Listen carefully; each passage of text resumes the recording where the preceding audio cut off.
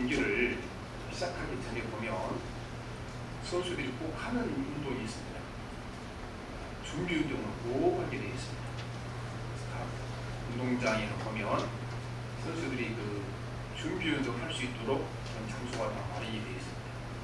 그리고 야구 같은 걸 하게 보게 되면 지금 투수가 던지고 있는데 다음번에 등장한 투수가 운동장 한켠에서 또 몸을 푸는 볼 수가 있습니다. 그래서 이 운동선수들은 이 본 운동에 들어가기 전에 반드시 이렇게 준비 운동을 해놓지 않게 되면 격한 운동 하다가 몸이 상하게 되어 있고 또 이 정신적으로 집중하기도 어렵게 되어 있습니다. 반드시 운동선수들에게는 이 준비 운동이 필요하게 됩니다. 요즘 같은 여름에는 이 일반인들도 준비 운동 하지 않고 하다나 우리가 그 뇌가에 찬물에 뛰어들어갔다는 심장마비로 죽은 사람 많습니다. 실제로 그래서 지금도 밖에 갈 일이 있으면 수영하거나 물에 들어갈 때는 반드시 준비 운동을 하고 들어가야 되는 것입니다. 혹시 우리는 예배당에 나와서 요즘 뭐 거의 주일만 예배에 나오시는 일 많죠. 주일날 나와서 이렇게 형식을 갖추고 드릴 예배는 이거는요 준비 예배와 같은 겁니다. 운동선수들이 준비 운동하는 것처럼 예배를 준비하는 것입니다. 전배 우리 주일날 나와서 예배 드리는 것은 그렇습니다. 그럼 진짜 예배는 언제 드리는 건가? 예배를 마치고 삶의 현장에 들어가서 삶으로 드리는 예배가 진짜 예배라고 합니다.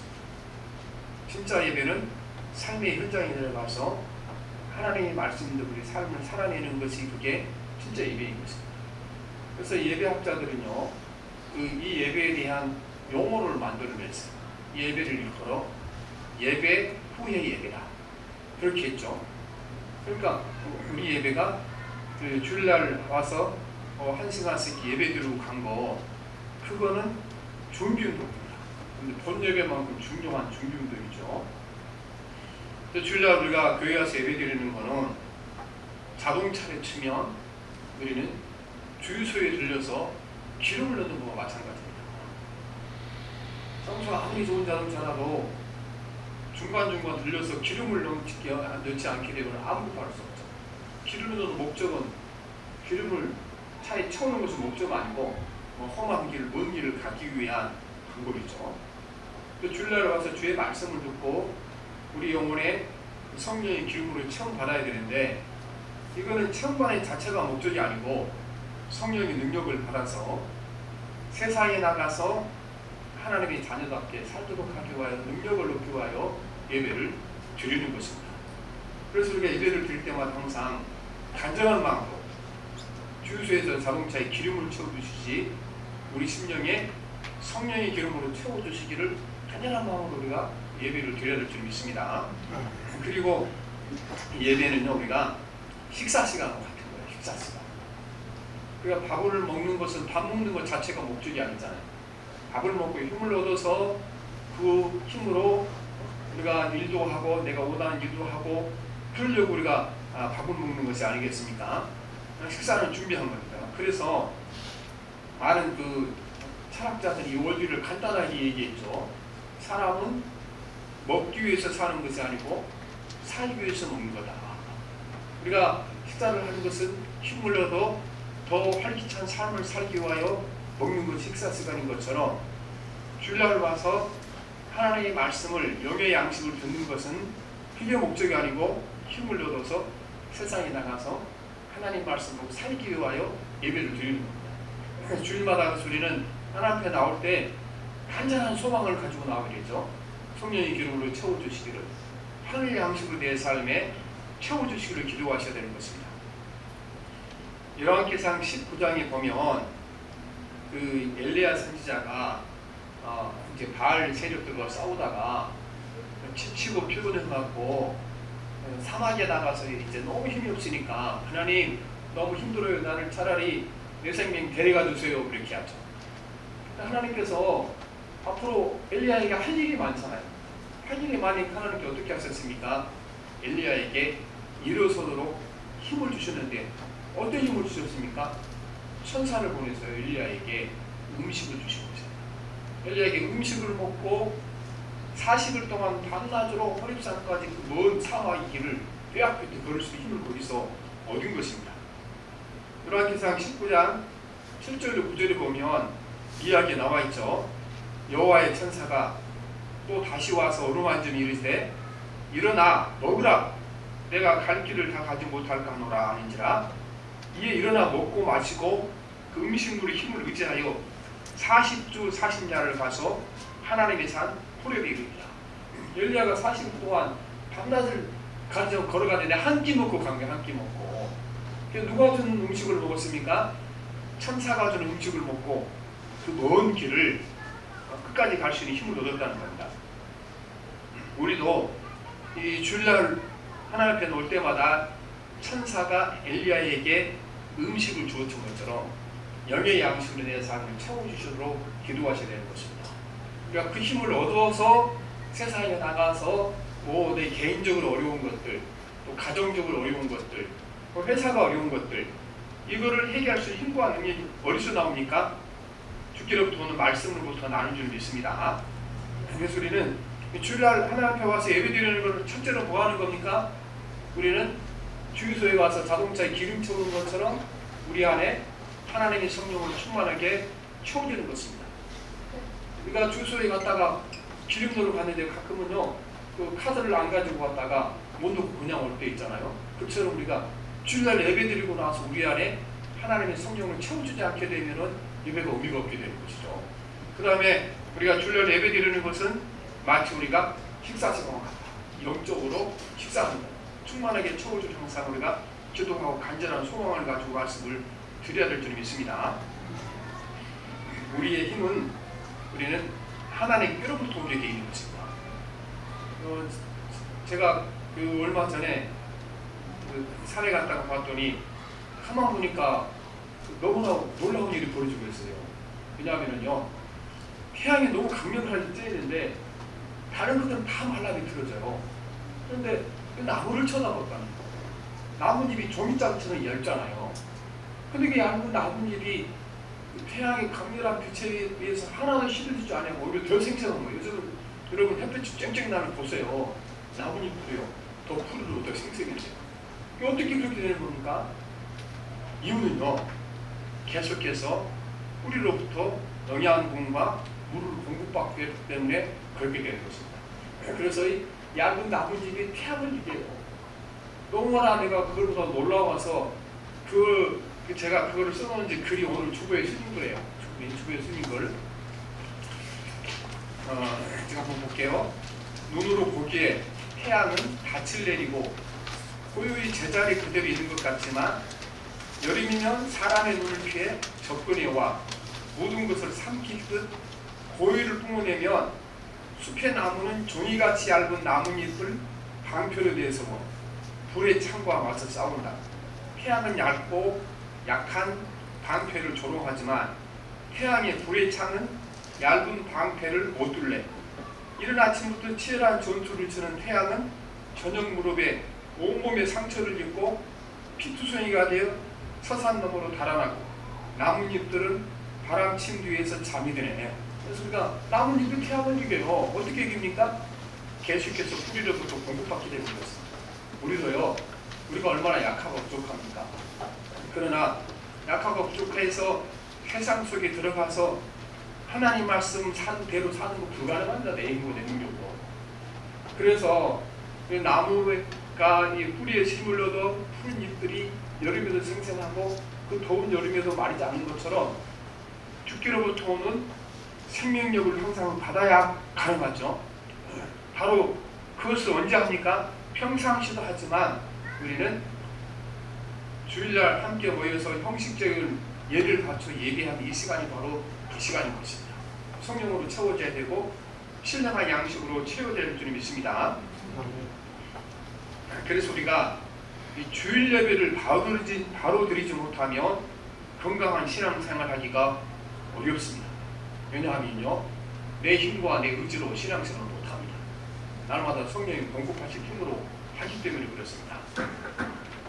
자동차에 기름을 채우지 않으면 가지 못하듯이 우리가 밥을 먹으면 힘이 없어지는 것, 먹지 않으면 힘이 없어지는 것처럼 날마다 우리가 성령의 기름 부음으로 채워주시고 또 신령한 양식으로 채워줘야 신앙생활 해나갈 수 있는 길이 열리게 될 줄 믿습니다. 그래서 우리가 그럼 어떤 것이 진짜 예배인가?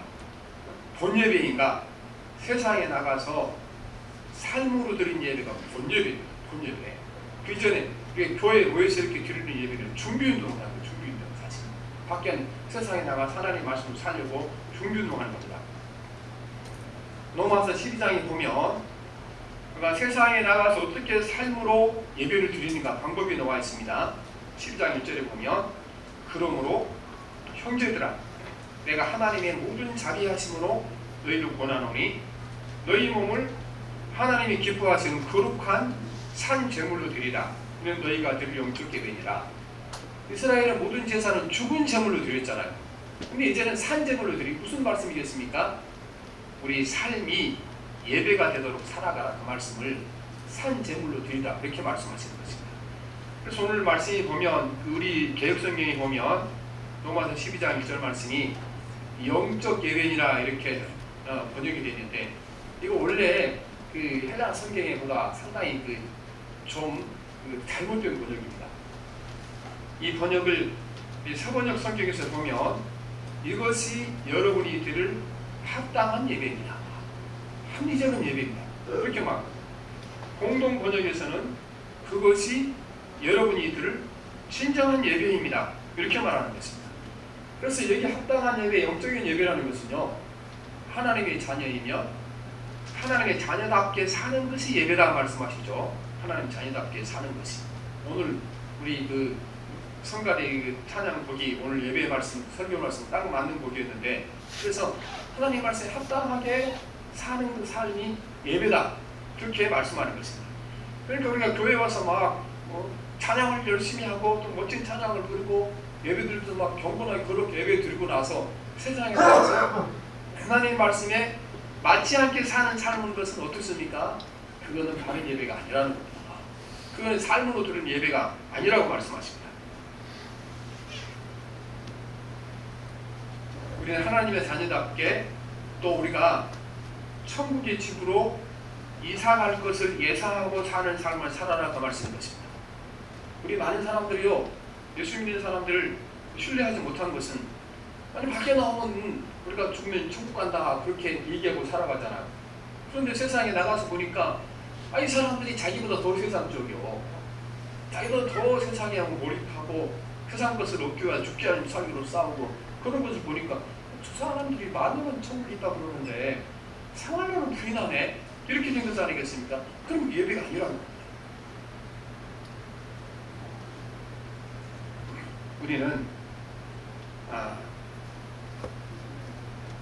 하나님의 뜻을 알려고 노력하고 하나님의 뜻에 따라 사는 삶이 삶으로 들은 예배인 것입니다. 예수님께서 예배를 모범을 보여주셨는데 예수님이 삶의 목표를 어떻게 정하셨습니까? 요한복음 4장 34절에 보면 예수께서 이르시되 나의 양식은 나를 보내신 이의 뜻을 행하며 그 일을 온전히 이루는 이것이니라. 예수님께서 어떻게 예배를 드렸습니까? 나는 밥 먹는 것보다 하나님의 뜻에 순종하는 것이 더 중요하다. 이렇게 사는 것이 삶으로 드린 예배라고 우리에게 말씀을 하고 있습니다. 그 다음에 요한복음 5장 30절에 보면 내가 아무것도 스스로 할 수 없노라. 듣는 대로 심판하노니 나는 나의 뜻대로 하려 하지 않고 나를 보내신 이의 뜻대로 하려 함으로 내 심판은 의로우니라고 말씀하십니다. 그래서 주님께서 삶으로 예배를 드렸는데 그 방법이 뭡니까? 주의 말씀 따르는 것을 밥 먹는 것보다 중요하게 여겼다. 그리고 주의 뜻이 아니면 나는 아무것도 할 수 없다. 주의 뜻대로 내가 사는 삶이다. 이렇게 말씀하는 것입니다. 그래서 우리는 이 삶으로 드리는 예배에 두 가지 핵심, 중요한 사항이 있는 것입니다. 첫째는요, 삶으로 드리는 예배라는 것은 예수님의 이름을 높이는 삶입니다. 나의 모든 삶이 하나님의 영광을 위해 사는 삶이 삶으로 드리는 예배가 된다고 말씀인 것입니다. 우리가 신약성경에 보면 바리새인들과 서기관들 이 사람들한테는 지독할 정도로 성경에 나온 규칙들을 잘 지켰거든요. 잘 지켰어요. 그래서 그 나무새밭에 고추나무 몇 개 심어놓고도 고추 20개 열렸으면 몇 개를 2개를 11조 드릴 만큼 철저하게 했죠. 근데 왜 이렇게 예수님께 맨날 책망을 받았습니까? 그게요, 다 자기 영광을 위한 거예요. 아, 저 낚이는 저 서기관은 하나님이 진짜 잘생긴 경건한 사람이다. 아니, 이 말 들으려고 자기 예수를 믿은 거예요. 율법을 지킨 겁니다. 그러니까 그들이 그렇게 정성을 다 예배를 율법을 지켰지만요, 책망을 받은 거죠. 그래서 오늘도 우리가요, 주님 일 하다 보면은 이게 사실은 내 영광을 위해 하는 건데 겉으로만 주의 영광을 말할 때가 많거든요. 우리가 무엇을 하든지 먹든지 마시든지 주님이 영광을 위해 사는 삶이 삶으로 드린 예배가 될 줄 믿습니다.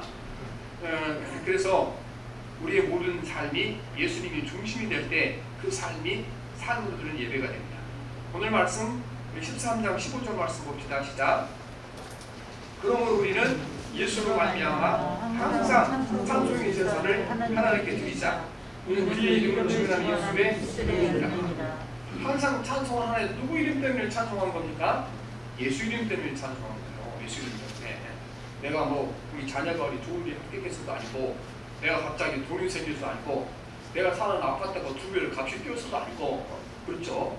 그래서 보면은 우리 예수 믿는 사람들은 그거 자랑하고 다니는 사람들은 예수쟁이가 아니다, 그렇게 말씀하신 것입니다. 그래서 우리 집값이 2배로 확 떨어져도 주님의 뜻이 있으니까 주님을 찬양할 자다, 이렇게 해야지. 아니, 예수 똑같이 예수 믿는 사람들이 이렇게 막 아파트값 올라갔다고 그것들을 막 기뻐 어쩔 줄 모르고, 떨어졌다고 슬퍼 어쩔 줄 모르고, 그게 예수 중심으로 사는 사람이 아니지 않습니까?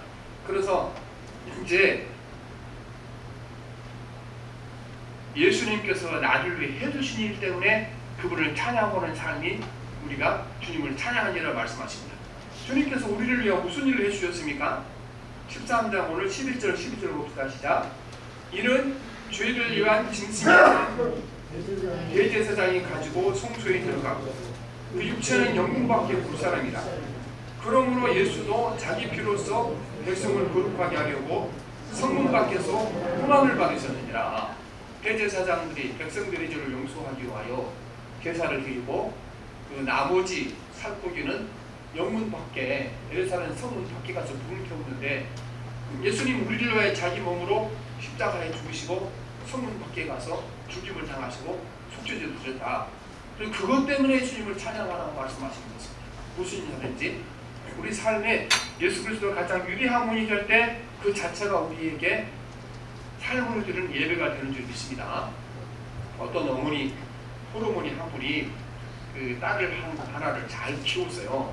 키워서 이제 그 대학을 졸업하고 학교 선생님이 되셨는데, 이 딸이 혼자서, 어머니 혼자 있으니까 뭐 알바도 하고 뭐 하느라고 주일 예배를 참석하지 못하는 겁니다. 그런데 어머니 60세 생일이 되니까 이 딸이 어머니에게, 어머니 고생하셨으니까 내가 좋은 선물을 해야 되니까 선물을 말씀하세요. 어머니가 말하기를, 다른 선물은 필요 없고 내가 예전에 너무 바빠서 예배하러 못 나갔는데 다음 주부터 함께 예배하러 가는 것이 가장 큰 선물이다, 그렇게 얘기합니다. 그 다음 주에 예배를 드리러 갔는데 갔다 와서 딸이 다시는 교회 안 간다는 겁니다. 왜 그러냐 그랬더니, 하필 그 교회, 자기가 다니는 그 봉사하는 교회 교감 선생님이 계시는데 그분이 자기 예수 믿지 못하다는 겁니다. 왜냐하면 학교에 오면 너무나 선생님들이 인격적으로 모욕하는 말을 하고 너무나 이기적이 욕심 많은데, 아니 그런 사람이 예수님 몰랐다. 그러니까 나는 이제 그런 분이 나는데 안 나가나. 그렇게 했더니 자기 어머니가, 나는 평생 교회 다니면 항상 교회 가면은 예수님이 보이는데 너는 어떻게 사람만 봤냐, 그렇게 했다는 것입니다. 그래서 여러분, 우리가 예배도 마찬가지입니다. 예배 와서 우리가 예수님께 집중하여 그분의 음성을 듣고 그분의 삶을 복받고자 열정을 가지고 나갈 때 그 힘으로 세상에 나가서 우리가 하나님 말씀대로 살게 되는 것입니다. 그래서 우리가 삶으로 드리는 예배가 뭔가, 우리 삶이 예수님의 영광을 위한 것이 가장 큰 목적이 되는 줄 믿습니다. 세상 사람들 봤을 때 저분은 예수 매니아다, 예수 하면 꼼짝없이 죽는 사람이다, 이렇게 될 때 우리를 보고 그들도 예수님께 영광을 돌리는 사람이라고 좀 있습니다. 두 번째요. 우리가 합당한 예배는 무슨 예배입니까? 삶을 드린 예배는 우리는 하나님께 받은 것들을 세상에 나눠주는 삶이 이게 예배라 말씀하시는 것입니다. 삶을 드린 예배라 말씀하십니다. 오늘 13장 16절 봅시다. 시작. 오직 선을 행함과 서로 나눠주기를 잊지 말라. 하나님은 이 같은 제사를 기뻐하십니다. 주님이 나를 위하여 생명 바쳐 제사를 드리시고 죄를 용서해 주셨잖아요. 그러면 우리는 나도 주님께 받은 것들을 세상에 나눠줘야 되는데 어떻게 나눠줍니까?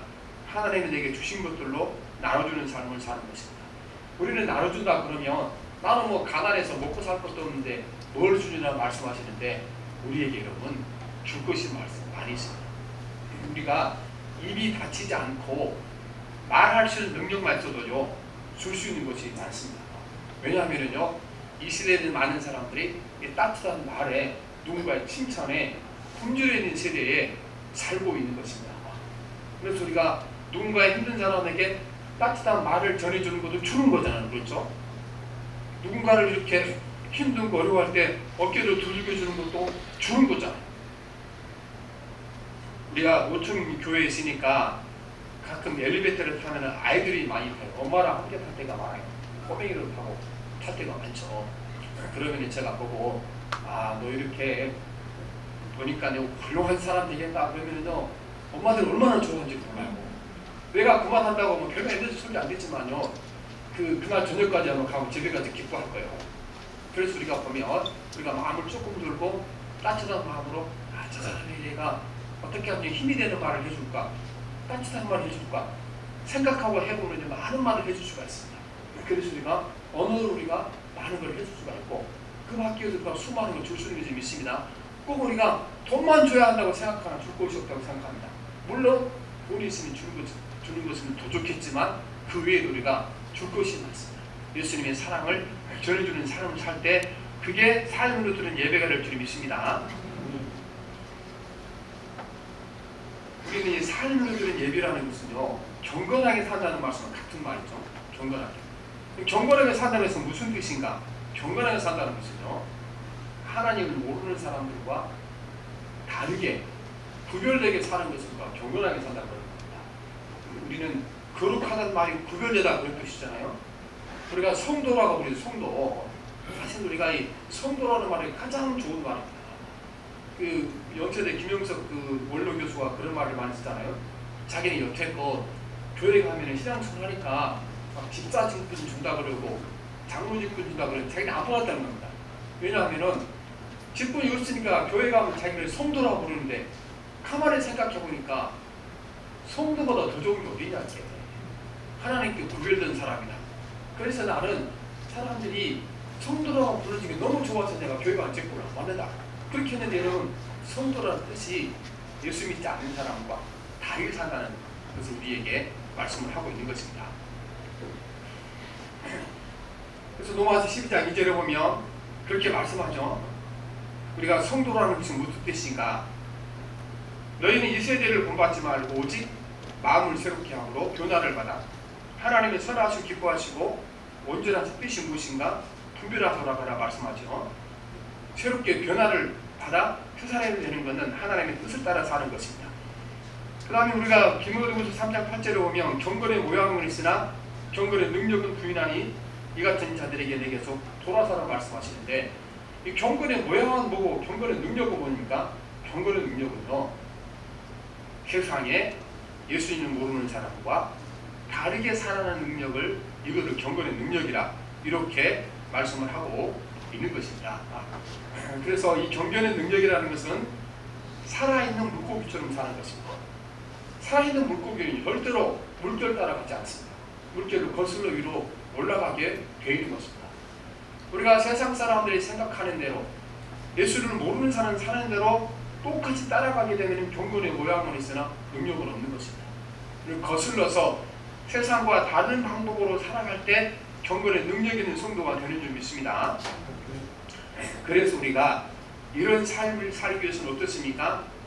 주일날 와서 바른 예배를 드리고 우리 가운데 성령의 능력을 받고 신령한 양식으로 우리 삶이 참을 받고 가는 것이 중요하다고 말씀드렸습니다. 예수님께서 그 제자들이 따라올 때 자기 어떻게 말씀하셨습니까? 이제 자기를 표현하고 자기 십자가를 지고 따라와 말씀하셨는데 예수님 12 제자들이 다 실패했어요. 왜 실패한지 압니까? 그들이요 그 전에 예배 드릴 때 실패했기 때문에 그래요. 예수님이 제자들과 마지막 예배를 언제 드리냐 그러면요 그 마지막 초요 만찬 때 다락방에서 예배를 드렸잖아요. 그때 제자들이 예수님께 집중하지 않았어요. 어디에 집중했습니까? 자기 영광에 집중한 겁니다.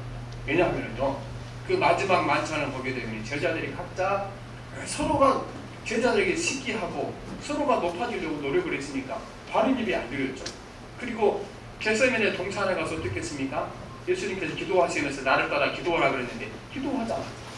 그래서 바른 예배가 드려지지 못하니까 그들에게 죽음의 고백이 왔을 때 다 주님을 부르고 달아나게 됐다고 말씀을 드렸습니다.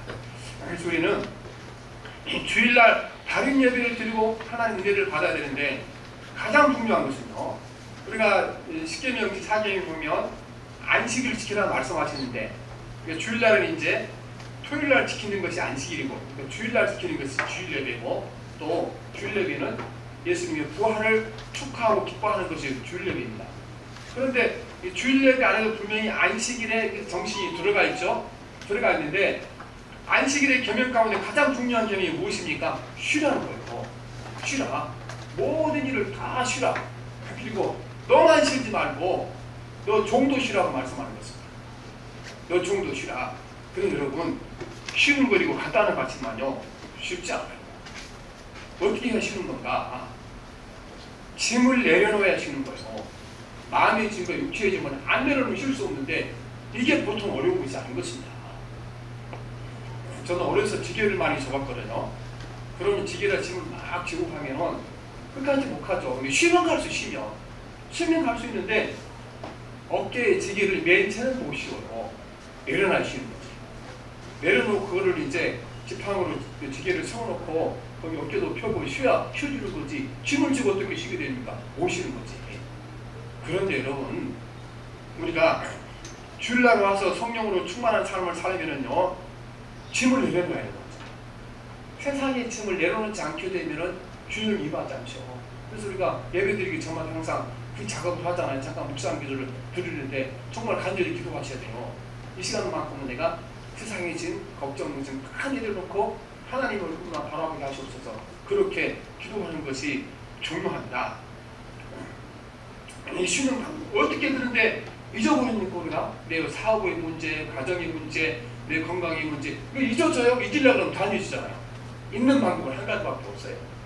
무슨 방법입니까? 이거를 잊어버릴 만큼 다른데 몰입하면 잊어버립니다. 다른데. 옛날 왕들은 무엇하며 쉬었습니다? 가장 많이 하는 것이 사냥해서 쉬었어요. 사냥하면서 멧돼지 잡고 호랑이 잡는다 그거 하면서 쉬는데 근데 가만히 생각해보면 그게 어떻게 보면 쉬는 것이 아니거든요. 아니 왕궁에 가만히 앉아있으면 옛날에는 뭐 선풍기 없어지니까 신하들 부채질을 주지 시원한 이렇게 음료수 갖다 주지 그러면은 왕궁에 가만히 앉는 거 쉬는 거지. 사냥을 나가봐요. 말 타고 달리느라고 가끔 TV 드라마 나오잖아요. 왕이 그냥 온 얼굴에 땅에 범벅이 돼서 쫓아다니잖아. 그렇죠? 쓰러지고 넘어지다. 어떻게 쉬는 거예요? 쉬는 거예요. 왜 쉬냐 합니까? 이 호랑이 쫓아다니고 멧돼지 쫓아다니고 그 몰입하나 내려보니까 나라의 정사에 대해서는 완전히 잊어버린 겁니다. 그 순간 복잡한 모든 정치적인 문제들 또 자기 집안의 문제들 개인의 문제들 하여튼 사냥터에 있는 동안 어떻게 돼요? 완전히 잊어버리죠. 왜 잊어버리니까? 몰입하니까. 그게 쉬는 거예요. 우리가. 그래서 우리가 내 삶의 현실을 잠깐 다 내려놓고 잊어버리고 있는 것이 쉬는 건데 그러면 우리가 주일날 바로 그렇게 해야 참된 쉼이 오는 겁니다. 어떤 분들은 그렇게 얘기합니다. 아 주일날 쉬라고 하는데 교회 왔더니 뭐 식당에서 봉사하라고 선거다하라고 교사하라고 그것 때문에 쉬는 거냐? 쉬는 거야. 왜냐하니까 그렇게 하나님 일을 하느라고 세상 일을 완전히 잊어버리는 그 순간을 지나잖아요. 그 순간이 여러분 쉬는 게 있습니다. 그 시간이 바로 우리가 예수님께 집중하느라고 하나님께 집중하느라고 잊어버리고 지나잖아요. 그게 다른 방법으로는 안 되는 거예요. 다른 방법으로. 주님에 대해 집중하게 될 때에 거기에 소리가 세상에 잊어버리게 되고 내려놓게 되고 그 순간 우리에게 힘이 찾아오는 줄 믿습니다. 그래서 우리가 이제 주일날 하면 여러분들과 그 분명히 가져야 돼요. 그 생각을. 왕이 이렇게 그 왕실에서 가만히 부처제라고 그 쉬는 건 아니죠. 거기 앉아있으면 온갖 잡수가 더 들어갔고 더 머리가 골치 아프겠죠. 그러나 사람들이 가서 어떻게 해요? 땀을 흘리며 뛰고 말에서 떨어져 그러면서도 어떻게 힘이 됩니까? 잊어버리니까 힘이 되는 거예요. 모든 종사에 대해서. 우리 인생을 살아가면서 이렇게 우리가 이제 주일날도 마찬가지가요. 가끔은요. 다 잊어버리고 시간을 보내는 게 중요합니다. 휴가 백날 가봐서 돌아다니면서 뭐 건강 걱정하고 자녀 걱정하고 사업 걱정하고 안 가는 못해있고 가서 왜 우리가 집을 떠나야 휴가가 됩니까? 안 보여야 생각이 안 나요. 안 보여야. 그렇기 때문에 우리가 여름 휴가도 여러분 가야 되겠지만 갈 때 거기 가서 아무튼 내 삶의 문제를 일주일 동안 내가 다 내려놓고 그 다음부터 생각한다. 그러면요 일주일 지난 동안 내가 신경 안 써도 절반은 해결되어 있어요. 사람의 모든 문제는 90%는 가만히 두면 다 저절로 해결된다 그래요. 10%만 노력한다 그러는 거잖아요. 그래서 우리가 주일날 주님 앞에서 봉사하고 그리고 헌신하는 게 이게 왜 중요한가? 그 순간 무엇을 잊어버립니까? 세상에 개인적으로 내 삶의 문제, 땅의 문제를 잊어버리기 때문에 그 순간이 참된 쉼에 우리 가운데 일어나게 될 줄 믿습니다. 그래서 우리가 주님 앞에 나와서 참된 쉼을 얻어야 그 쉼을 통해 우리에게 충전이 되고 성령이 우리에게 임하는 역사가 일어나게 될 줄 믿습니다. 왜냐하면요 내려놓아야 채워줄 것 안 해요. 내려놔야. 우리가 안에 위장이 비어야 음식이 들어갈 것 아니에요. 마찬가지로 그렇죠. 세상 것을 내려놓는 때 우리가 진정한 예배되고 그때 성령이 임하시고 영의 양식으로 채워주고 그 힘으로 나머지 일주를 사는 역사가 일어나게 될 줄 믿습니다. 아멘. 엘리야는 어떻겠습니까? 천사가 주는 한 끼 음식 먹고 40일 40년을 광야를 갔습니다. 힘있게 갔습니다. 여러분도 주일마다 하나님 엘리야에게 주었던 그 영의 양식을 저에게 주셔서 내가 이 시간 오늘 은혜 받고 와서 한 주일 동안 어려운 일도 많고 힘든 일도 많지만 주께서 주시는 힘으로 넉넉히 이겨나도록 능력 주셔서 매주 그 사모하는 마음으로 간절히 사모하는 마음으로 예배를 드리시길 바랍니다. 함께 기도하겠습니다. 살아계신 하나님 아버지, 오늘 우리가 하나님께 예배하는 것이 피곤한 것이 된 것을 용서하여 주시옵소서.